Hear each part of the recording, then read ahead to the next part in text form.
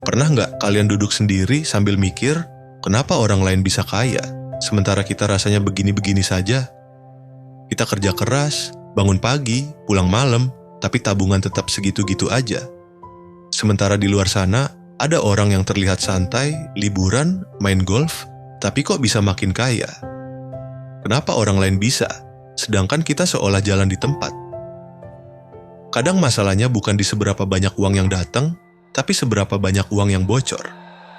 Bayangkan hidup kita seperti ember penampung air hujan.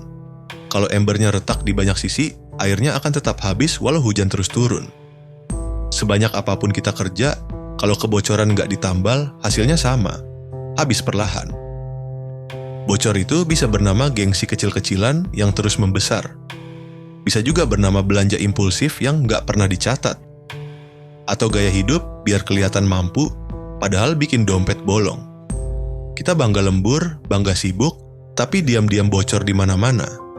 Lalu kita bilang, gaji gua kecil, nasib gua begini, padahal masalahnya bukan cuma di besar kecilnya ember, tapi di cara kita menutup celahnya satu persatu. Kebocoran pikiran, kebocoran waktu, kebocoran fokus, semua meneteskan uang pelan-pelan. Jadi, bagaimana menambalnya? Pertama, belajar bilang tidak untuk hal yang nggak penting, tidak pada ajakan nongkrong hanya demi validasi, tidak pada diskon yang cuma bikin lapar mata.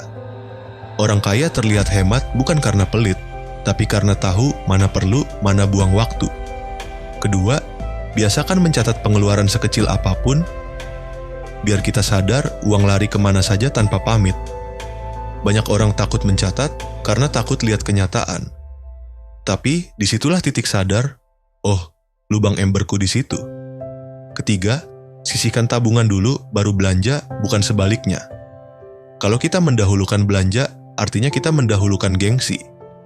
Keempat, belajar investasi, biar uang punya kaki sendiri untuk berjalan. Banyak yang takut investasi karena belum belajar. Padahal, menunda belajar seringkali lebih mahal. Kelima, pilih lingkungan yang mendukung kita tumbuh, bukan menarik kita mundur. Karena sekuat apapun kita berlari, kalau teman seperjalanan menahan langkah, capeknya double. Pada akhirnya, kayak itu bukan soal angka di rekening, tapi soal cara kita menutup kebocoran di ember hidup kita sendiri. Kalau kita mau jujur, hidup seringkali sudah cukup. Tinggal bagaimana kita menatanya. Sekarang aku mau tanya, kalau kalian sadar ember kalian bocor, apa yang akan kalian tambal dulu? Tulis di kolom komentar. Siapa tahu jawaban kalian bisa jadi cahaya buat orang lain.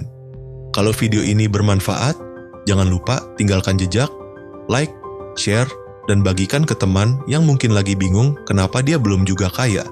Sampai jumpa di video berikutnya. Tetap waras, tetap belajar, tetap sederhana.